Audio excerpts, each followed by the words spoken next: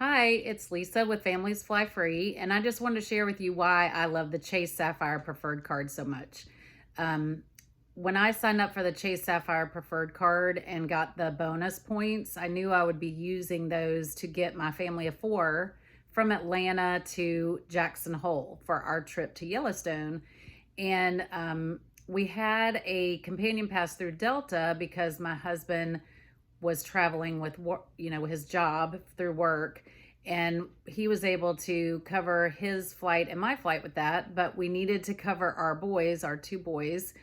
And I logged into the Chase portal and was able to find the Delta flights that we were on and use my points from signing up for the card to cover those two flights for my kids. So we were able to get them completely free from Atlanta to Jackson Hole in July, and had a great trip to Yellowstone.